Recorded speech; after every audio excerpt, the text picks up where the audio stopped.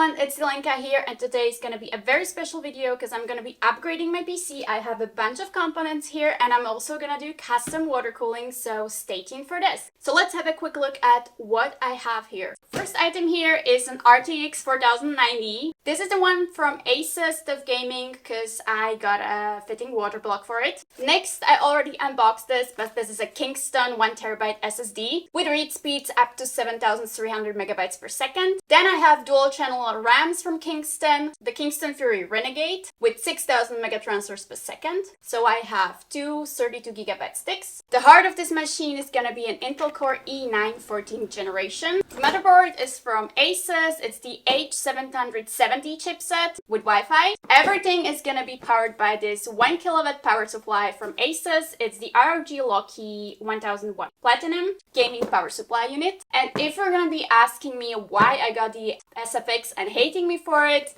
I just wanted RGB, alright? Don't come for me, it is beautiful. And because I wanted to make things a little bit easier, I got this water cooling kit from Corsair. It includes everything you need for CPU cooling, but because I'm gonna also water cool my GPU, I had to buy some additional items. So what was in the box? There was a reservoir with a pump, pipe cutting and bending set, 6 half-meter crystal clear pipes, 1 Commander Core XT. In case you don't know, this is a smart RGB lighting and fan speed controller. Because I don't have the Corsair iCUE Link fans, I had to buy an additional controller because I have too many cables. Also included in the box was this radiator, 360mm with RGB fans. And here are the RGB fans. So 3 are included in the box. Also included in the box was this beautiful CPU water block. Also included were a couple of fittings, but I had to buy additional ones because I'm connecting more radiators. So that was everything what was included in the box. And now let's get to the items I had to buy additionally. So because I'm cooling the GPU, I also had to buy a water block for the GPU, and beware, buy exactly the water block which is for your model of GPU, otherwise it won't fit. So this is exactly for my 4090 Strix or TUF edition. I got the TUF edition. And because I got a CPU which consumes 300 watts and a GPU which consumes 500 watts, I also bought additional fans and radiators. These are the Corsair QL140 RGB. These are big and beautiful. I bought additional radiators to exactly match my case so that I get a radiator everywhere I can put a radiator. Of course, where it makes sense. And because the pipes in the Corsair kit are not long enough, there is one connection which is definitely gonna be longer than the pipes included in the kit. I bought an additional one, and here are 3 1-meter long pipes. And I know you're gonna be hating me for buying everything from Corsair, but that's just my personal decision. I know you're able to combine these, but as I said, I just decided this way. You don't have to decide like I did. But there were some really good deals on Black Friday on Amazon. I forgotten one thing. Also included in the Corsair cooling kit was the coolant and also a filling bottle, but I don't know where I've lost it. So that's about it, I think. So let's get started.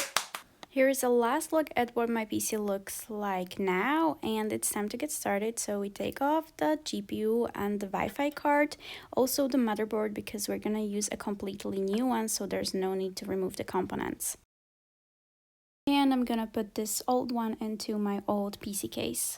In the next step, we remove the old power supply because this isn't powerful enough. Here's a quick look at the empty PC case, and I know you'll be asking, so this is the Thermaltake Core P8DG case. And here you can already see the first radiator. They're gonna go 3 fans on top of it, and here you can already see the 3 fans. They're slightly bigger than the ones I already have in the case because I just wanted it to look, well, better, bigger and nicer.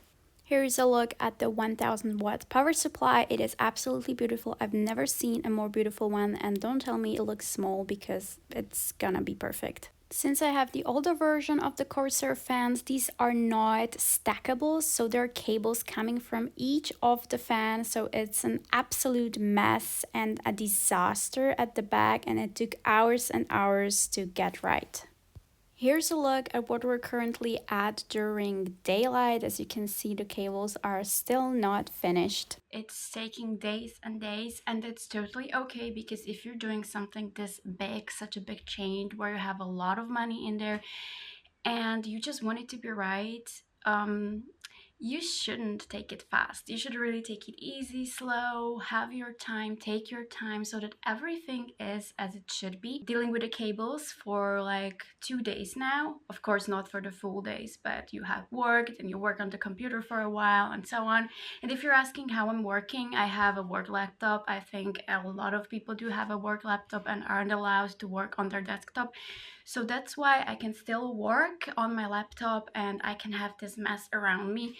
But I hope that we're soon gonna get to the water cooling. That's gonna be extremely crazy. But today is Saturday. So if everything goes well, maybe we could finish it, maybe.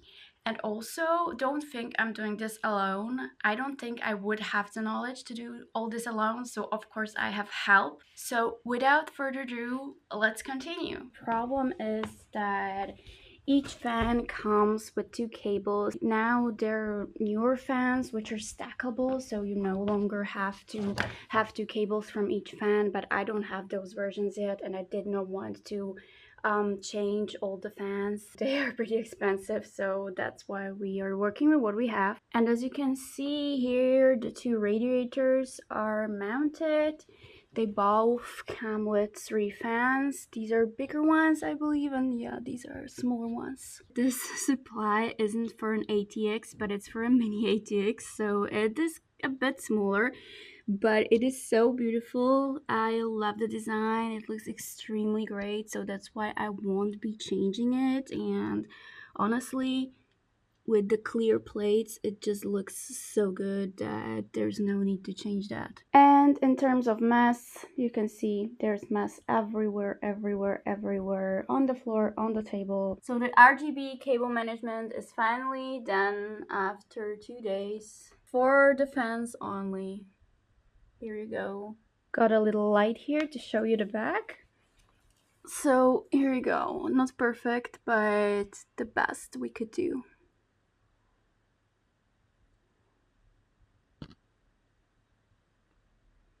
And it's almost lunchtime now. Woohoo! I can't believe I'm saying this, but it's finally time to insert the new motherboard. Trying to be super gentle here, as always. And here's a look at the beauty in its place.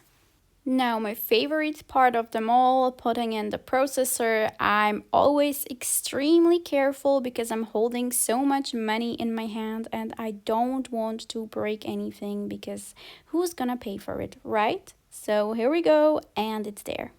We are finally getting to water cooling. This is the CPU water cooling block, absolutely fabulous. Plus, here's a look at the empty pump. We have somehow forgotten to put in the SSDs, but I'm glad we remembered because it wasn't covered by water pipes yet. If you've never seen a disassembled GPU, then this footage is for you. Here you go, and we remove the radiator so that the graphics card stays alone. And here we go. This is the Corsair GPU water cooling. So this is what the GPU looks like after you put the water block on it. Okay, quick update with my face here. It's Saturday, 6 o'clock, and we still haven't even started with the custom piping, but we should slowly get to it, and I have absolutely no idea how long that's gonna take. I think it's gonna take forever. I don't think we'll manage to do it today because it's crazy. Don't ask me why I wanted water cooling. It's been my dream, custom water cooling with the clear pipes. So don't ask me why. It's been a dream and I just want to make my dream come true. But it's horrible, and if we're ever gonna do this, just be aware of the fact that it's gonna take forever and it's gonna cost a lot of money. But it was worth all the time until now. Look at it, it's so beautiful. And here is finally the first bent pipe. I don't think that it's that bad for a first try. I think it's pretty good actually. But let's get to the bending process. You first have to preheat the pipe, and then you can start bending it. I did not film that because it was too stressful. Once you're done, you can cut it into the appropriate size. It's better to not do the band exactly where you need it because then you have no room for mistakes. It is pretty easy with the first band, but when you have to do multiple bands after each other, it gets pretty tricky as then you have less and less room for mistakes. Once you cut through it, it's time to clean it up. And back to the cutting process, don't use any type of cutting tool. You really have to like saw it because otherwise you might crack it. So just saw it as you saw in the footage. Ooh, and look at this beauty! 2 curves after each other at the right spot. That's amazing. These smaller ones are always so tricky. Okay, I know it's not perfect, but we're doing this for the first time and honestly nothing is perfect. Here are the other pipes. I think we did pretty good. Honestly, for the first try, it was absolutely amazing. And here we're already trying to fill it in and see if it's leaking. Spoiler alert, it did leak on the first try, so we had to redo 1 pipe. So just be super cautious and super quick, like stop the process when you start seeing that it's leaking. Here's a footage of what we were doing. So we started the computer, then it took the water into the pipes and we were trying to refill it while it was still running to save time. But once we saw that we couldn't keep up with it anymore, we just stopped the computer again to fill in our bottle.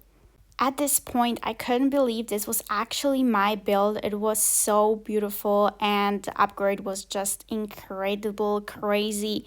We were so excited about the water cooling that we forgot to put in our RAM sticks. So here we go. It was a little bit trickier with the pipes there, but luckily they fit perfectly. And a big shout out to Kingston again for sending me these. They are gorgeous and amazing. And here is a look at my dream build. Look at it. It is absolutely stunning. Everything is lit up. It's so aesthetically pleasing and it's working. And here we're running some benchmarks to see if everything runs correctly. We were running Furmark and Cinebench and everything was fine, so I was so happy. Thank you so much for watching. I hope I did not bore you, and if you like my content, please like and subscribe. I would be so thankful from the bottom of my heart.